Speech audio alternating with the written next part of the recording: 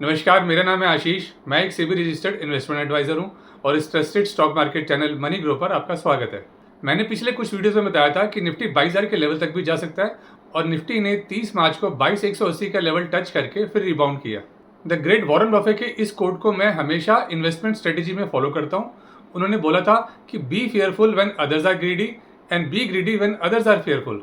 इसका मतलब जब लोग गिरावट में घबराकर माल बेच रहे हों तब आपको लोअर वैल्यूएशन मिलती है, इसलिए खरीदने का लालच होना चाहिए, ना कि तब जब शेयर बिना किसी जेन्युइन रीजन के अनाप शनाप भाग रहा हो। तो जिन लोगों ने गिरावट में खरीदारी की होगी उनका प्रॉफिट शुरू हो चुका होगा और बाकी लोग हमेशा की तरह फोमो यानी फियर ऑफ मिसिंग आउट का शिकार हो गए होंगे। इसलिए मैं हमेशा बोलता हूँ कि बॉटम फिशिंग नहीं करनी चाहिए, क्योंकि बॉटम कहाँ जाकर बनेगा ये कोई नहीं जानता। खैर कोई बात नहीं, मार्केट में अभी भी बहुत मौके हैं। आज के वीडियो में हम कवर करेंगे current market situation, cease fire के बाद अब आगे क्या, कुछ स्टॉक्स और उनका ग्रोथ पोटेंशियल, और इस टाइम इंडियन मार्केट में क्यों है अपॉर्चुनिटी। वीडियो ज़्यादा लंबा नहीं है, इसलिए इसको पूरा देखें, आपको शॉर्ट में अच्छी इन्फॉर्मेशन मिलेगी। देखो, जब सीज फायर की अनाउंसमेंट हुई तो क्रूड ऑयल 15% गिरा और वो $100 के नीचे आ गया।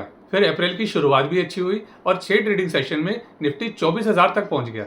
उसके बाद यूएस और ईरान में कोई डील नहीं हो पाई और 9 अप्रैल को निफ्टी में 200 पॉइंट्स की गिरावट हुई। उसके बाद से लगातार मार्केट एक दिन बढ़ती है, अगले दिन प्रॉफिट बुकिंग हो जाती है। कल भी निफ्टी 170 पॉइंट ऊपर था, फिर 34 पॉइंट गिरकर 24,196 पर क्लोज हुआ, क्योंकि निफ्टी में 24,400 पर एक बड़ा रेजिस्टेंस है। दूसरा, वॉर अभी खत्म नहीं हुई है, डर का माहौल अभी भी है, इसलिए जल्दी प्रॉफिट बुकिंग हो जाती है। यहाँ अच्छी बात क्या है? नंबर 1, क्रूड ऑयल 92 से $97 के बीच बना हुआ है और ये जितना नीचे रहेगा इंडिया के लिए उतना अच्छा है, क्योंकि हम अपना 85% ऑयल इंपोर्ट करते हैं और जितना महंगा ऑयल उतना बड़ा import bill, current account deficit और इन्फ्लेशन का डर। नंबर 2, अगर यूएस ईरान के सीज फायर के बाद मार्केट में जो रौनक आई है उससे लगता है कि मार्केट ऊपर जाने के लिए तैयार है। अगर ये वॉर सच में जल्दी खत्म हो रही है तो समझ लीजिए स्मॉल और मिड कैप स्टॉक्स का गोल्डन टाइम शुरू।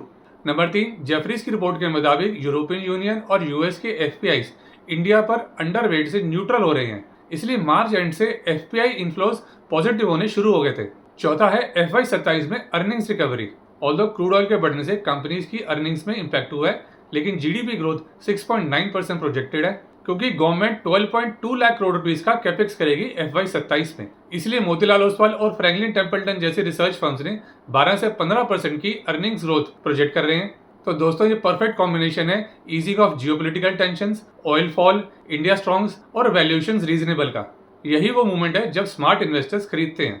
देखो, ये तो हम सब जानते हैं कि जब मार्केट गिरती है तब स्मॉल कैप स्टॉक्स सबसे ज्यादा पिटते हैं, लेकिन जब तेजी आती है तब यही वो घोड़े हैं जो सबसे तेज दौड़ते हैं और आपके पोर्टफोलियो को रॉकेट बना देते हैं।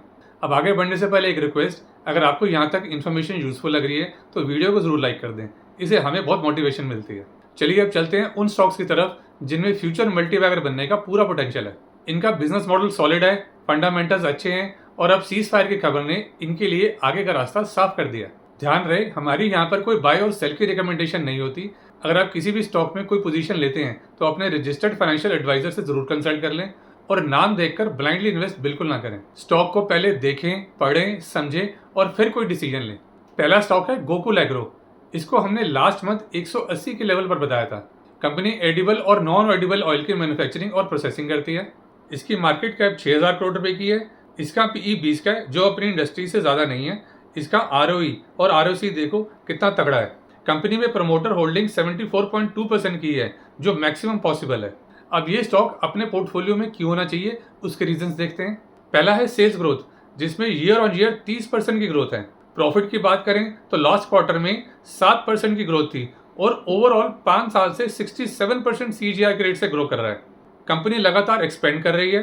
क्रूड ऑयल के गिरने से कंपनी की इनपुट कॉस्ट कम हुई है और मार्जिन भी बढ़े हैं। इस कंपनी की 99% सेल्स डोमेस्टिक है। इसकी क्लाइंट लिस्ट में ITC, ब्रिटानिया और पार्ले जैसे कई बड़े क्लाइंट्स हैं, जो इसके लिए बहुत बड़ा पॉजिटिव है। नेक्स्ट है BLS इंटरनेशनल। इस स्टॉक को भी हमने लास्ट मंथ 240 के लेवल्स पर बताया था और अभी भी ये यहाँ से काफी आगे जाने का दम रखता है। कंपनी वीजा प्रोसेसिंग और डिजिटल सर्विसेज के बिजनेस में है और इस फील्ड में ये वर्ल्ड की one of the biggest player है, क्योंकि कंपनी 46 गवर्नमेंट्स के साथ मिलकर 70 कंट्रीज में ऑपरेट करती है। इसकी मार्केट कैप 12,000 करोड़ रुपए की है। इसका PE 19 का है, जो अपनी इंडस्ट्री से काफी कम है, यानी स्टॉक अंडर वैल्यूड है। कंपनी में प्रमोटर होल्डिंग 70% की है और बाकी फंडामेंटल्स भी अच्छे हैं। ये स्टॉक क्यों लेना चाहिए? क्योंकि इसकी सेल्स में दिसंबर क्वार्टर में 46% की ग्रोथ है और ओवरऑल 3 साल से ईयर ऑन ईयर 37% की ग्रोथ दिखा रहा है। लेकिन इसका फोर्थ क्वार्टर वॉर की वजह से इम्पैक्ट हो सकता है। दिसंबर क्वार्टर में इसकी प्रॉफिट ग्रोथ 35% की थी और ओवरऑल इसका प्रॉफिट 3 साल से 65% CAGR के रेट से बढ़ रहा है। कंपनी की ऑर्डर बुक भी तगड़ी है और इसने चाइना में 3 नए वीजा सेंटर्स बनाए हैं, जिससे कंपनी का लॉन्ग टर्म रेवेन्यू गारंटेड है। इनके अलावा कंपनी के ऊपर जो कोर्ट केस था उसका रिजल्ट भी कंपनी के फेवर में आया है। कंपनी डेट फ्री है और वॉर खत्म होने से कंपनी के बिजनेस में एकदम स्पाइक आएगा। फिर है PG इलेक्ट्रोप्लास्ट। ये एक इलेक्ट्रॉनिक मैन्युफैक्चरिंग सर्विस प्रोवाइडर है और बड़े बड़े ब्रांड्स के लिए AC, washing machine, air coolers और कई इलेक्ट्रॉनिक और प्लास्टिक मोल्डिंग इक्विपमेंट्स बनाती है। इसकी क्लाइंट लिस्ट में LG, Carrier, Whirlpool, Godrej, Voltas और क्रॉम्पटन जैसे कई बड़े क्लाइंट्स हैं। इसकी मार्केट कैप 15,000 करोड़ रुपए की है। इसका PE 57 का है, जो अपनी इंडस्ट्री से हाई है। लेकिन इसका मतलब ये भी है कि लोग इसको लेने के लिए ज़्यादा पैसे देने को भी तैयार हैं। इसका ROE भी अच्छा है एट 22% और कंपनी में प्रमोटर्स होल्डिंग 43.4% की है। दिसंबर क्वार्टर में कंपनी की सेल्स में 46% का जंप था और प्रॉफिट में क्वार्टर ऑन क्वार्टर 56% की ग्रोथ थी। ओवरऑल कंपनी की सेल्स 3 साल से 64% और प्रॉफिट 100% CAGR के रेट से बढ़ रहा है। फिर इंडिया में AC की पेनिट्रेशन अभी 10% ही है और डेवलप्ड कंट्रीज में ये 90% है। तो ये गैप ही अपने आप में कितना बड़ा ग्रोथ पोटेंशियल है। कंपनी लगातार अपनी कैपेसिटी को एक्सपेंड कर रही है और गवर्नमेंट ऑफ इंडिया की PLI स्कीम से इंसेंटिव भी कमाती है। फिलहाल ये स्टॉक अपने हाई से 45% नीचे अवेलेबल है। नेक्स्ट है GE शिपिंग। ये इंडिया की सबसे बड़ी शिपिंग और ऑयल फील्ड सर्विस प्रोवाइडर है। कंपनी के पास 41 वेसल्स हैं और 32 लाख TWT की कैपेसिटी है, इसलिए शिपिंग रूट खुलने से कंपनी को सीधा फायदा है। इसकी मार्केट कैप ऑलमोस्ट 20,000 करोड़ रुपए की है। इसका PE सिर्फ 8 का है, तो स्टॉक काफी अंडर वैल्यूड है। ROE और ROCE भी ठीक है एट 22%। इसका डेट टू इक्विटी रेशियो 0.08 का है, यानी कंपनी ऑलमोस्ट डेट फ्री है। कंपनी की सेल्स में क्वार्टर ऑन क्वार्टर ग्रोथ दिख रही है, लेकिन वॉर के चलते कंपनी का क्वार्टर 4 में इम्पैक्ट है और इसका प्रॉफिट 5 साल से 85% CAGR के रेट से बढ़ रहा है। स्ट्रेट ऑफ हॉर्मोज का खुलना कंपनी के लिए एक बड़ा टेलविंड है। कंपनी लगातार अपने वेसल्स को भी बढ़ा रही है, क्योंकि बढ़ता ग्लोबल ट्रेड ही कंपनी का फ्यूचर ग्रोथ पोटेंशियल है। फिर है हिमाद्री स्पेशलिटी केमिकल्स। ये कंपनी कार्बन और केमिकल्स के बिजनेस में है। कंपनी इंडिया की नंबर 1 कोल पिच मैन्युफैक्चरर है और नेपथलीन की सबसे बड़ी प्लेयर है। इसकी क्लाइंट लिस्ट में सीएट, वेदांता, अपोलो, नैल्को और पिडिलाइट जैसे कई बड़े क्लाइंट्स हैं। इसकी मार्केट कैप 24,000 करोड़ रुपए की है। इसका PE 34 का है और इंडस्ट्री का PE 39 का, तो स्टॉक अंडर वैल्यूड है। इसका ROCE 16 का है और ROCE 22 का है, जो ठीक है।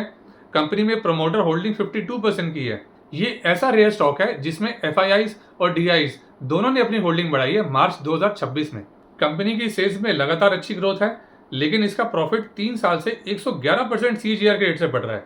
कंपनी ने इंडिया का सबसे पहला LFP कैथोड प्लांट लगाया है उड़ीसा में, जो लिथियम आयन बैटरीज में यूज होता है और चाइना के बाद ये पहला बड़ा कमर्शियल प्लांट है, जो इसकी लॉन्ग टर्म ग्रोथ स्टोरी के लिए एक माइलस्टोन की तरह काम करेगा। अगला स्टॉक है नेटवेब टेक्नोलॉजीज।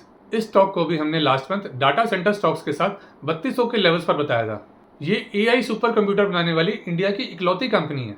इस कंपनी की ग्लोबल टेक जाइंट एनवीडिया के साथ OEM की पार्टनरशिप है, यानी ये एनवीडिया की ओरिजिनल इक्विपमेंट मैन्युफैक्चरर है। एनवीडिया के अलावा कंपनी की इंटेल, AMD और सैमसंग जैसी कंपनीज के साथ भी कोलैबोरेशन है। इसकी मार्केट कैप 21,000 करोड़ रुपए की है। इसका PE 119 का है, जो काफी हाई है, लेकिन वो इतनी जल्दी नीचे आता नहीं दिखता। इसका ROCE 41 का है और ROE 24 का है, जो बहुत अच्छा है। कंपनी डेट फ्री है और इसमें प्रोमोटर्स होल्डिंग 67% की है, यानी सारे फंडामेंटल्स तगड़े हैं। कंपनी की सेल्स में quarter on quarter record growth है, आप देख सकते हैं, और कंपनी का प्रॉफिट 5 साल से 96% CAGR के रेट से बढ़ रहा है। कंपनी के पास 2,200 करोड़ रुपए से ऊपर के ऑर्डर्स हैं। कंपनी की यूनिक पोजीशन की वजह से इसको गवर्नमेंट ऑफ इंडिया की PLI स्कीम से इंसेंटिव भी मिला है। अब 2026 में गवर्नमेंट ने इंडिया को डाटा सेंटर हब बनाने के लिए 21 साल का टैक्स हॉलिडे अनाउंस किया है, जिसकी ये कंपनी डायरेक्ट बेनिफिशियरी है। तो इस कंपनी का भी फ्यूचर ग्रोथ पोटेंशियल जबरदस्त है। फिर है विक्रम सोलर लिमिटेड। वैसे तो US में टैरिफ के चलते रिन्यूएबल एनर्जी के स्टॉक्स को तगड़ा झटका लगा था, लेकिन इस कंपनी के ऊपर ज्यादा असर नहीं हुआ। बताता हूँ कैसे। ये कंपनी इंडिया की leading solar PV module manufacturer है और इसके पास 200 से ऊपर प्रोजेक्ट्स हैं। कंपनी की इंस्टॉल्ड कैपेसिटी 4.5 गीगावाट्स की है, लेकिन इसके पास ऑर्डर्स 10.9 गीगावाट्स के हैं, गवर्नमेंट और प्राइवेट सेक्टर दोनों से। कंपनी का 99% रेवेन्यू डोमेस्टिक बिजनेस से आता है, जिसकी वजह से यूएस टैरिफ्स का असर इस कंपनी पर ज़्यादा नहीं हुआ। इसकी मार्केट कैप 8,000 करोड़ रुपए की है। इसका पीई सिर्फ 18 का है, तो स्टॉक अंडरवैल्यूड है। इसका आरओई 16 का और आरओसीई 26 का है, जो सही है। कंपनी ऑलमोस्ट डेट फ्री है और इसमें प्रोमोटर होल्डिंग 63% की है, तो इसके भी सारे फंडामेंटल्स ठीक हैं। कंपनी की सेल्स में लास्ट ईयर 36% की ग्रोथ है और इसका प्रॉफिट 5 साल से 46% सीजीआर के रेट से ग्रो कर रहा है। जैसा कि मैंने बताया, इस कंपनी की ऑर्डर बुक 10.96 गीगावाट की है। फ्यूचर ग्रोथ पोटेंशियल की बात करें तो 2030 तक इंडिया का टारगेट 500 गीगावाट रिन्यूएबल एनर्जी का है। तो सोचो रिन्यूएबल एनर्जी स्टॉक्स का इंडिया में कितना ग्रोथ पोटेंशियल है। अब क्विकली आपको सारी स्टॉक्स की समरी भी दिखा देता हूँ, ताकि आप इसको आराम से स्टडी कर सकें और फ्यूचर रेफरेंस के लिए सेव भी कर लें। है ना वीडियो इन्फॉर्मेटिव? अब जल्दी से इसको लाइक कर दें और ऐसी यूजफुल इन्फॉर्मेशन मिस ना हो उसके लिए चैनल को जरूर सब्सक्राइब रखें। मिलते हैं फिर ऐसे ही एक इन्फॉर्मेटिव वीडियो में। तब तक के लिए थैंक्स फॉर वॉचिंग।